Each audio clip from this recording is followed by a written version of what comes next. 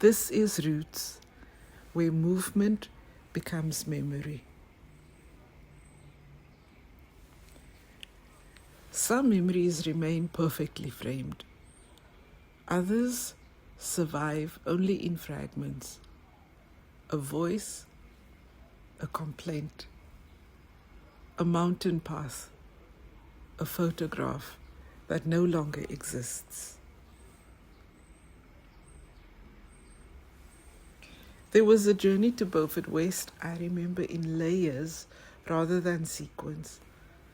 Not because it lacked importance, but because the memory itself fades unevenly, preserving atmosphere while quietly erasing order.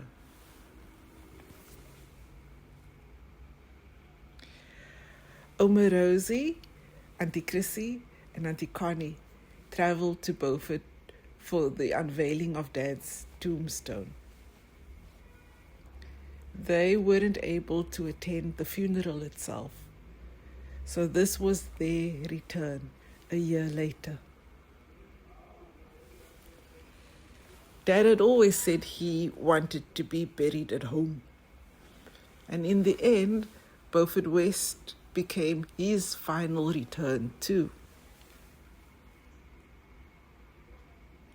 His tombstone stands there simply, Hendrik,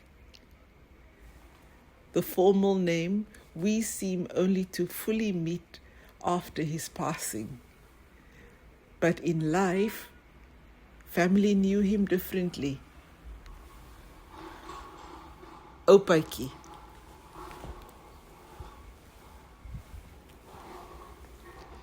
He had grown up closely with his grandfather, his Oupa, inheriting some of his mannerisms, even the way he carried himself through the world.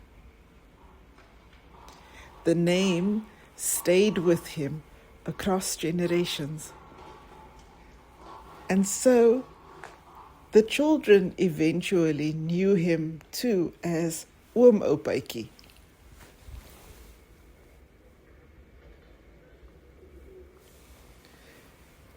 Strange how a gravestone can hold the correct name and still somehow feel incomplete.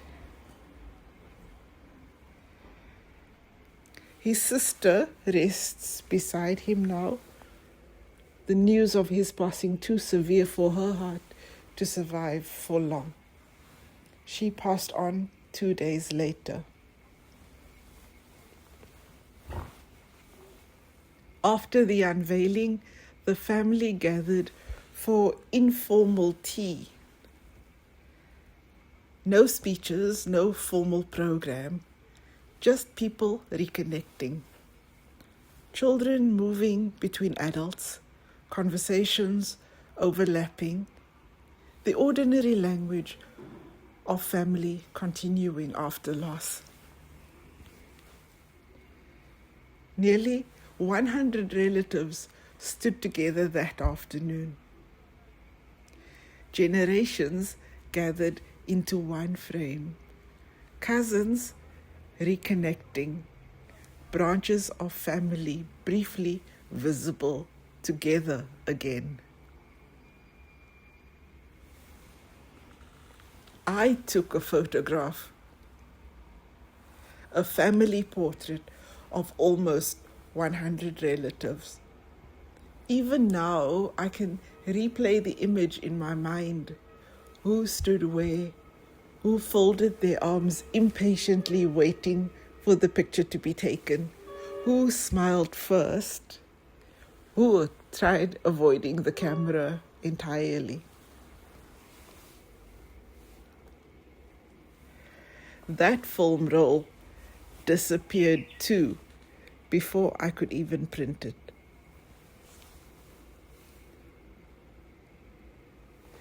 For a long time, I thought of those photographs as failure. Now I understand them differently. Some images survive physically, and others survive emotionally. I still remember Oma Rosie's complaints during the trip more clearly than any photograph could have preserved them. The Karoo offended her personally. Too hot, too dry, too many thorn bushes. No amount of humor could unhumor her. How much longer? Where is this place? Why is it so hot here? Meanwhile, Auntie Connie and Auntie Chrissy performed the quiet diplomacy familiar to family everywhere.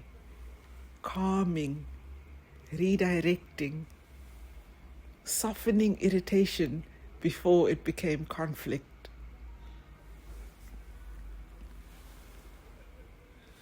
And then, somewhere after Beaufort West, the landscape shifted. The road towards Oudtshoorn narrowed into Meyringspoort. Suddenly, the mountains arrived, not gently, but abruptly. Walls of stone rising all around us.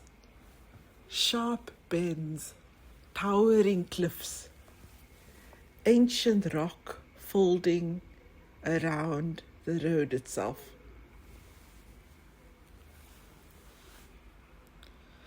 The conversations inside the car quietened, not intentionally. The mountains simply demanded attention.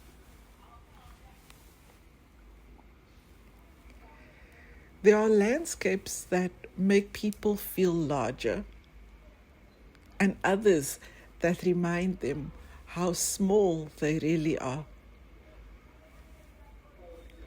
Meyringspoort belonged to the second kind.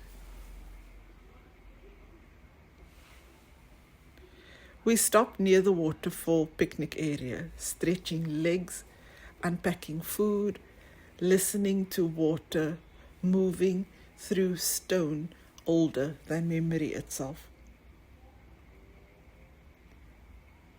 I remember the relief of cool air after the dry road. Sunlight reflecting against wet rock. The oldies finally settling into enjoyment after hours of negotiating with the journey itself.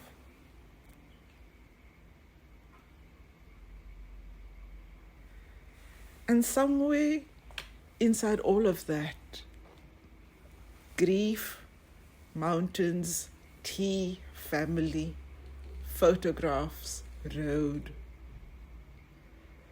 Life continued quietly. That's what I remember most now. Not sorrow alone, but continuation. Dad used to joke that he was old already. At 60, he often complained that he couldn't walk too far anymore.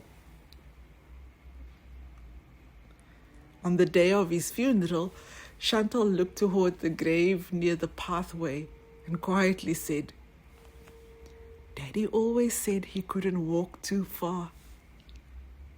How convenient that his grave is close to the gate so that he wouldn't have to walk too far." And somehow inside grief, we laughed because family somehow survives sorrow through tenderness disguised as humor.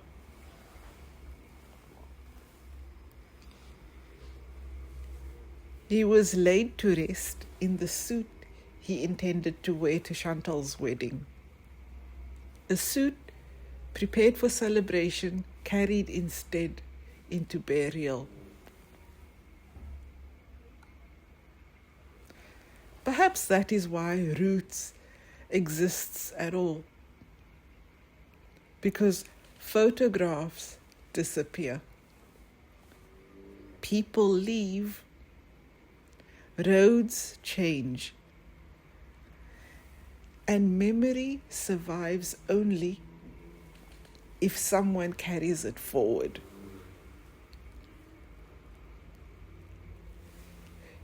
This is roots. Sometimes what vanishes physically remains clearest in memory. Look again.